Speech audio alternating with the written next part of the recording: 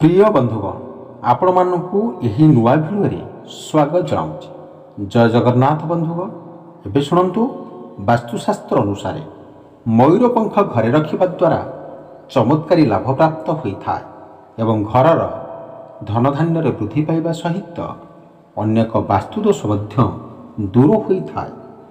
बंधुगण पैसा रखुवा आलमारी भितर मयूरपंख ठिया करी रखा द्वारा अत्यंत शुभप्रद होता है एवं अर्थ अभाव देखा दे न था। जदि जातक राहुंकर खराब प्रभाव पड़ी था तेबे घरे पूर्व किंबा उत्तर पश्चिम दिगरे मयूरपंख रखा द्वारा शुभप्रद होगा सहित राहुंकर खराब प्रभाव कम होता है। मन रखंतु दर्शक बंधु, मयूरपंख माता सरस्वती एवं कार्तिकेयंकर अति प्रिय होता है। तेबे पिलांकर पढ़िबा टेबुल पाखरे दुईटी मयूरपंख रखिबा द्वारा शुभप्रद हेबा सहित विद्या अर्जन रे सुधार होता है। पारिवारिक कलहरु मुक्ति पाइबा पई बासगृहर पूर्व कांथरे 7टी मयूरपंख रखिबा द्वारा परिवार सदस्यंक मध्यरे मधुर संपर्क वृद्धि पाइथाय एवं घरे सुख शांति मध्य वृद्धि होता है। मन रखंतु दर्शक बंधु, यह कले मंगल हो। शोइबा घरे दुईटी मयूरपंख रखा द्वारा स्वामी स्त्री जीवन में मधुरता वृद्धि पाई था एवं सेमानक मध्यरे संपर्क मध्य मजबूत होता है। घरे दक्षिण पूर्व दिग अर्थात अग्निकोण में मयूरपंख रखा द्वारा अत्यंत शुभप्रद होगा सहित आर्थिक संकट में सम्मुखीन होगाकू पड़ी न था एवं व्यवसाय मध्य उन्नति होता है। जदि घरे प्रत्येक दिन कली झगड़ा होता तेबे घर सम्मुख बा मुख्य द्वार रे 3टी मयूर चंद्रिका लगाइबा द्वारा शुभप्रद होता है एवं परिवार रे कलह दूर होता है। मन रखंतु दर्शक बंधु, जदि घर उपरे कुदृष्टि पड़िबा हेतु अशांति देखा देता है तेबे घरर ईशान्य कोण रे कृष्णंकर फटो सहित मयूर चंद्रिका लगाई रखिबा द्वारा सुख शांति प्राप्त होता है एवं वास्तुदोष मध्य दूर होता है।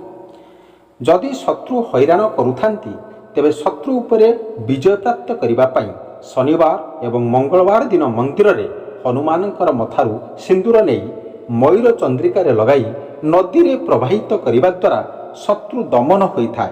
मन रखंतु दर्शक बंधु, यह कले आपण मानकर मंगल हेबो। जदि कौनसी कार्य बहुत दिनरू करिबाकू चेष्टा करुथांती एवं कार्य सफलता मिलु न थाए तेबे पाखरे मयूर चंद्रिका रखिबा द्वारा समस्त अटकी कार्य संपूर्ण हुए एवं कार्य सफलता मिलता है।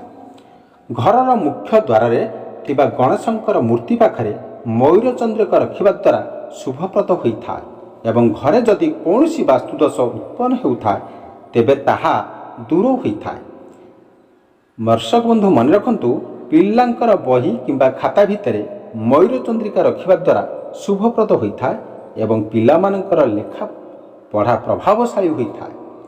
जदि कौनसी लोक उदास रहता है, मन रखंतु किंबा कार्य क्षेत्र में निजर श्रेष्ठता प्रतिपादन करि पारु न थांती तेबे मयूर चंद्रिका घरे रखिबा द्वारा उदासी दूर होगा सहित श्रेष्ठता प्रतिपादन होता है। जदि व्यवसाय रे लाभ प्राप्त हेउ न थाए तेबे व्यवसाय स्थल रे थिबा कैश बॉक्स रे 7टी मयूर चंद्रिका रखिबा द्वारा लाभ प्राप्त होगा सहित व्यवसाय रे उन्नति होता है।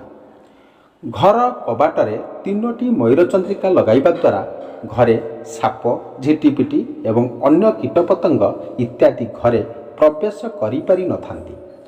कौनसी मंदिर जाई राधाकृष्ण मुकुटरे मयूर चंद्रिका लगाइबा परे 40 दिन पर सही मयूर चंद्रिका आनी घरे पैसा रखिथिबा स्थान रे रखिबा द्वारा आर्थिक लाभ प्राप्त होता है। बंधुगण, मन रखंतु यह कले आपण मानकर दुख दूर ही सुख प्रतिष्ठा हो। घरे मयूर चंद्रिका रखिबा द्वारा कौनसी दृष्टिशक्ति घरे प्रवेश करि पारि न थाए एवं घरे सकारात्मक शक्तिर प्रभाव अक्षुण्ण व अतुट रही था। मयूर चंद्रिका घर उत्तर पश्चिम कोण किंबा कांथरे लागिकरी रखिबा द्वारा राहुंकर खराब प्रभाव कम होता है। मन रखंतु एवं परिवार लोकंकर स्वास्थ्य मध्य भल रही था।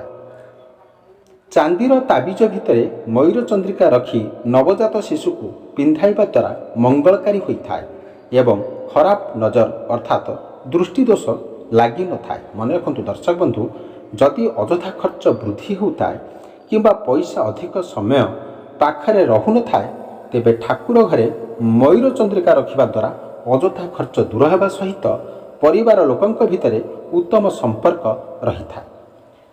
ତକିଆ ତଳେ 7ଟି ମୟୂର ଚନ୍ଦ୍ରିକା ରଖି ଶୋଇବା ଦ୍ୱାରା ମଙ୍ଗଳକାରୀ ହୋଇଥାଏ ଏବଂ ଜାତକରେ ଥିବା କାଳସର୍ପ ଦୋଷ ଦୂର ହେବାର ସାହାଯ୍ୟ କରିଥାଏ। ବନ୍ଧୁଗଣ, ଏପର୍ଯ୍ୟନ୍ତ ଆପଣମାନେ ଯଦି ଭିଡ଼ିଓକୁ ଲାଇକ୍ କରିନାହାନ୍ତି ପ୍ଲିଜ୍ ଭିଡ଼ିଓକୁ ଲାଇକ୍ କରିଦିଅନ୍ତୁ। ଚ୍ୟାନେଲରେ ନୂଆ ଥିଲେ ଚ୍ୟାନେଲକୁ ସବସ୍କ୍ରାଇବ୍ କରିଦିଅନ୍ତୁ।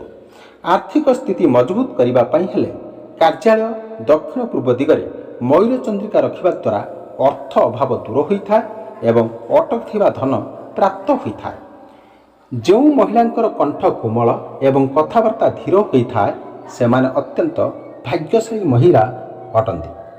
ଯେଉଁ ମହିଳାମାନେ ଆସ୍ତିକ, କ୍ଷମାଶୀଳ, ଦାନଶୀଳ, ବୁଦ୍ଧିମାନ ଏବଂ କର୍ତ୍ତବ୍ୟପରାୟଣ ସେମାନେ ସାକ୍ଷାତ ଲକ୍ଷ୍ମୀ ସ୍ୱରୂପ ଅଟନ୍ତି। ବନ୍ଧୁଗଣ, ଏବେ ମନେ ରଖନ୍ତୁ, ଯେଉଁ ମହିଳାମାନେ ଘରକୁ ଆସୁଥିବା ଅତିଥିଙ୍କୁ ଆଦରପୂର୍ବକ ସତ୍କାର କରନ୍ତି ସେମାନେ ଅତ୍ୟନ୍ତ ଭାଗ୍ୟଶାଳୀ ହୋଇଥାନ୍ତି। ଯେଉଁ ମହିଳାମାନେ ସକାଳ ଓ ସନ୍ଧ୍ୟାରେ ଘରେ ଦେବୀ ଦେବତାଙ୍କୁ ଧୂପ ଦୀପ ଦେଇ ପୂଜା ଅର୍ଚ୍ଚନା କରିଥାନ୍ତି ସେମାନେ ଭାଗ୍ୟବାତୀ ମହିଳା ହୋଇଥାନ୍ତି। ଯେଉଁ ମହିଳାଙ୍କର ଗାଲ ଗୋଲ, ମନେ ରଖନ୍ତୁ, ସୁନ୍ଦର ଓ ଶିର ଦେଖା ନଯାଏ ସେମାନେ ଦୈବ ଗୁଣଯୁକ୍ତ ମହିଳା ଅଟନ୍ତି। ଯେଉଁ ମହିଳାଙ୍କର ଓଠ 2 ଆଙ୍ଗୁଳ ସୁନ୍ଦର ଓ ମାଂସାଳ ତେବେ ସେମାନେ ସୌଭାଗ୍ୟଶାଳୀ ମହିଳା ହୋଇଥାନ୍ତି। ଯେଉଁ ମହିଳାଙ୍କର ବେକ 4 ଆଙ୍ଗୁଳି ବିଶିଷ୍ଟ, ସୁନ୍ଦର ଓ ସୁଢଳ ସେମାନେ ଉତ୍ତମ ଲକ୍ଷଣଯୁକ୍ତ ମହିଳା ହୋଇଥାନ୍ତି। ଯେଉଁ ମହିଳାଙ୍କର ବେକରେ ଘଣ୍ଟିକା ଉଚ୍ଚା ହୋଇଥାଏ, ମନେ ରଖନ୍ତୁ, ସେମାନେ ସୌଭାଗ୍ୟଶାଳୀ ମହିଳା ହୋଇଥାନ୍ତି। ଏବେ ଶୁଣନ୍ତୁ, ଯେଉଁ ମହିଳାମାନଙ୍କର ବେକରେ 3ଟି ରେଖା ପଡ଼ିଥାଏ, ମନେ ରଖନ୍ତୁ ଦର୍ଶକ ବନ୍ଧୁ, ସେମାନଙ୍କର ସ୍ୱାମୀ ଐଶ୍ୱର୍ଯ୍ୟଶାଳୀ ହୋଇଥାନ୍ତି। ଯେଉଁ ମହିଳାଙ୍କର ନାକର ଅଗ୍ରଭାଗ ଅଳ୍ପ ଲମ୍ବି ଥାଏ ସେମାନଙ୍କୁ ବହୁତ ସୁଖ ଓ ସୌଭାଗ୍ୟ ପ୍ରାପ୍ତ ହୋଇଥାଏ।